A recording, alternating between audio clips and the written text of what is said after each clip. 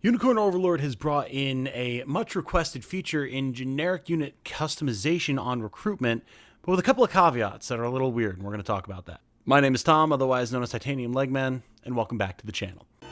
Unicorn Overlord.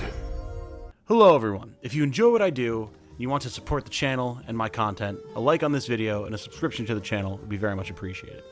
Also, I do run a Patreon campaign for people who would like to have a custom unit in games like Unicorn Overlord where I can design custom units for you to your exact specifications to use throughout the campaign. We're going to be talking about that today, actually, so stay tuned, and if it's something that you're interested in by the time we're done discussing, the link to is down in the description, but maybe hold on for a second until you know what's going on here. Right off the bat, there's a little bit of a disappointing limitation to the customization system that exists in Unicorn Overlord.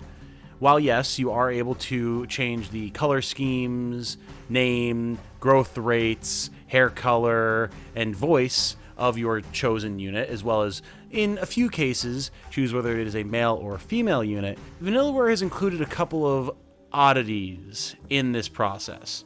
First, you can't actually enter custom names for your generic recruits. You instead have to pick from an existing list of names to use that I guess are lore-friendly or something along those lines. Hard to say. And you also can't actually choose the gender of the character on hiring. They are a set gender, and if you want, say, a female soldier as opposed to a male soldier, you need to find the fort that you can recruit a female soldier from. As far as you know, there aren't any changes between male and female versions of the same class, so if you're just looking for a particular look, then make sure that you track down the fort that is going to have that for you. Now, returning to the names, we saw in preview materials that you could choose a name, and we all assumed, myself included, that this was a free-form field that you could make whatever you want. Not so. As we now see, there is an admittedly very large list of names that you have to pick from for these recruits. I assume, again, this is either to maintain some semblance of like lore-friendly accuracy to the setting of the game, or maybe to prevent inappropriate names from showing up in PvP, but really, it's a huge shame. Some viewers have expressed the hope that this is just a demo thing, but I think that that might just be copium. I really doubt that that's the case since the demo is so feature complete and we're a couple weeks away from the launch of the game. So, that Patreon campaign that I mentioned, what does that mean? We're going to get this out of the way first. There's a timestamp on screen that you can skip to if you just want to hear about what the customization options are, how to recruit characters, all that type of stuff, but this is important for me to mention. If you didn't know, I have a tier on my Patreon that viewers can join to guarantee a slot for a generic recruit of their own design in our army if we're playing a game that facilitates it, such as Unicorn Overlord. You can dictate the class, the appearance, and everything else that the game allows to me to create a character for you, and that character will be used for the rest of the run. For most games, this does include being able to put in a custom name, and it's kind of one of the things that people enjoy the most. We're still going to move forward with this, as the customization options are still quite fun, and with this new development, I will be including the full list of selectable names to choose from when I reach out to patrons to get their designs. However, if not being able to choose a name is a deal breaker for you, I completely understand. If you no longer want to take part in the campaign, don't hesitate to cancel your Patreon membership, and if it's in my power to do so, which I believe it is, though I can't guarantee it until I look into it further, I've never done this before, I can issue, I think, refunds to anyone who would like me to when they withdraw. It's a shame, but I really didn't expect something as simple as naming your character to be limited in this way, and I totally get it if it's something that makes it unappealing for you to pay for. I do hope that you also have fun making your characters, though, as I feel we can make a very cool army with the options that are available, and everyone's characters will still stand out. You can see some examples of some of the custom characters I've made during my streams here, and they look really fun. I like them a lot. But do what you need to do, and we'll get it sorted out. Speaking of those customizations, though, let's talk about recruitment and customization. Thank you for your patience. First off, forts all seem to have 3 recruitable generics each. We've never seen more than this. It's always 3, and every fort also seems to have the same 3 generics available. Over the course of the 2 demo campaigns that I've done thus far, every single fort that I have encountered has had the same units available to get, which is certainly interesting because it means if there's a particular type of unit that you're looking for, like say Griffin Knights, then there is absolutely an optimal path that you can take through the game world once it opens up to you to get there as fast as possible. For example, with the Griffin Knight, you'll want to make your way south towards Yana the Witch's Swamp, where you can work with Oclese the Angel, wherein you will find a fort that has Griffin Knights available. Apparently this is something that a lot of people missed, but I've recruited them in both my campaigns, and they're pretty dang good. I like them a lot. I do kind of like this, as it does incentivize you to scout around and take certain paths that you might not otherwise be inclined to take immediately, just to try and find different types of generics that you might want to recruit. So I'm not opposed to this. It's just a little frustrating if you wanted to, say, recruit a male versus a female soldier, and you can't because the one that you want isn't at the fort that you're at, even if they have the class that you want. You know, slightly frustrating, but it does give you incentive to explore. We've also learned that units can have slight variations in design beyond just being potentially male or female. For example, we've seen fighters that have either an open style bucket helm or a closed visor helm that give them a very different look. The open helm has a little bit more of a rough and tumble mercenary vibe, whereas the closed visor absolutely looks like more of a traditional plate armor knight.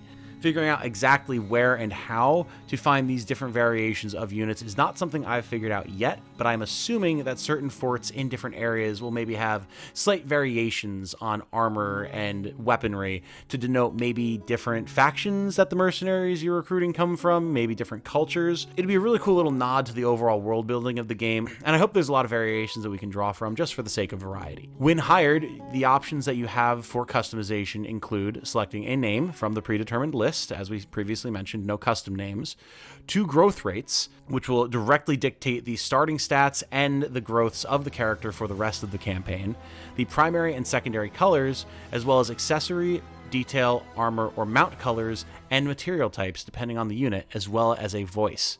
I won't go through the full list in this video, at least in voice. You can see me scrolling through everything here, but there's a lot of nice options here, and it seems for most characters they're all universal. There's a few that seem to have more or less options than each other, which makes sense depending on whether you're dealing with a mount or cloth armor or plate armor or what have you. Options range from simple hempen tones to yellows, golds, greens, blues, turquoises, black, gray, white, pink, purple, different shades of red, orange. There's a lot to choose from just in the base color alone.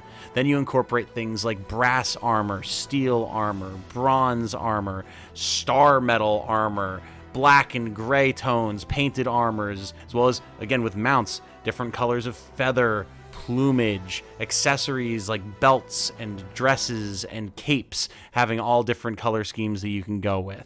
And then for units that have hair visible, also hair color, and there's a lot to choose from your standard array of anime colors like bright greens and blues and reds to more normal muted tones like brown, black, white, blonde, etc. As far as voices are concerned, there's actually quite the robust range, from peppy new recruit to wizened warrior and everything in between. I actually was able to find a roughshod voice that matched a Gyaru Griffin Knight build that I have been doing in my second run of the demo on PS5 that suits her perfectly, and they're all like really good voices. The fact that there's 6 or 7 different types of voice, each of which also has 3 variations within them that have different pitch, age, seriousness, etc., is really nice. And while you might not be able to put in your own custom name, I think the array of voices that we have on call here will give a lot of personality to your given character, whether you just be making them for your own campaign or you're designing a character for my campaign. As far as growth rates are concerned, they're obviously going to have a very big impact on how units play, and the growth rates that you choose when you recruit a character can absolutely dramatically change the style of play that a unit will have. Will you double down on the same type of growth rate to maximize a particular set of stats? Will you have a good variety of offense and defense? Will you make a glass cannon, a super tank, someone who's surprisingly dodgy for a class that maybe otherwise wouldn't normally be? There's a lot of options here. And the fact that your bases will change immediately and you can see how they will change before you even lock in the character makes it very easy to see how and why. Now, we don't know exactly yet how growth rates affect a character on level up.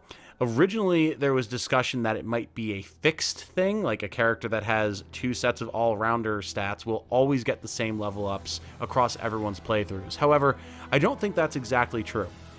As we have now seen across my 2 campaigns that I've played thus far on stream, characters such as Elaine have gotten wildly different stat ups at the same points in the campaign, level 2, 3, 4, 5, etc., and that has also gone for other characters. Could this be that there's more of a random growth style for named characters and generics are always set in stone? Maybe, but I feel like there's just more to the growth rate system than we understand at the moment. Regardless of how it actually works, though, the general theory is clear. If you want a character that hits hard, give them attack stats. If you want a character that's extra dodgy, give them evasion. If you want something that's pretty balanced, make them an all-rounder and watch them fly.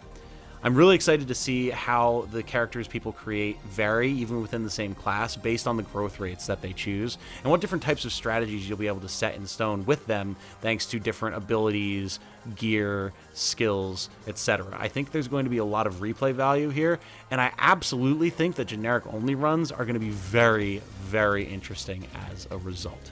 If you are interested in joining the Patreon campaign, despite the weirdness about not being able to choose names, links to it are in the description of this video.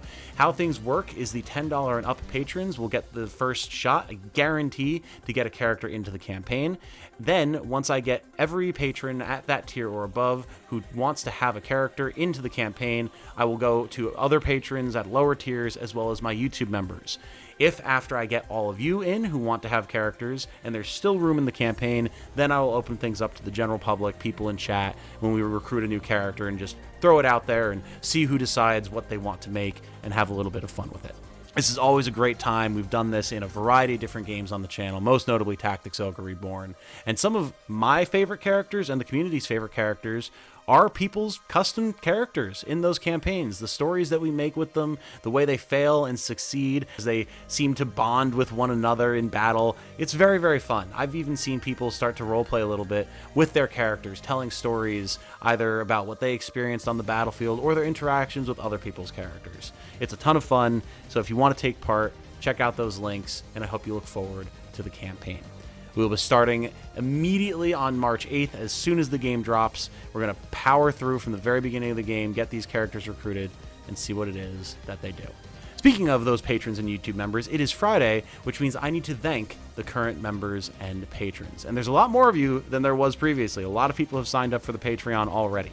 So, from Patreon, thank you to Caffeine System, 18C, Navi, Kejo, Christian Soto, Chris Muller, Yoking Haddock 67, Riley Thatcher, Firestorm 447, Nicholas Stella, Mr. Puppy 1234, Connor B, Jonathan Conley, Tefman, Riak Oliver, Darius, Zachary Tincher, Light B, Keegan Stinson, Abigail, and Gryffindor. And from my YouTube members, thank you to Canadian Animator Guy, Tojo Jr., Luxor, Caffeine System, Tenchi, Matthew Berry, King Tony, John Eaton, Captain Planet, Light B, Midday Moonlight, Matthew Snyder, RJD, Michael Poole, Dre, X13, Rocktopudge, Segno, The Game Reaper, and Lost Knight.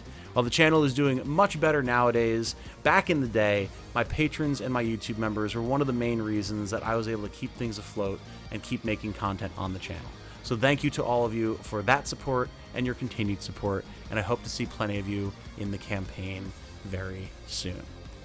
With that said, though, my name has been Tom, otherwise known as Titanium Legman. I hope you all have a good night. Stay safe and healthy out there.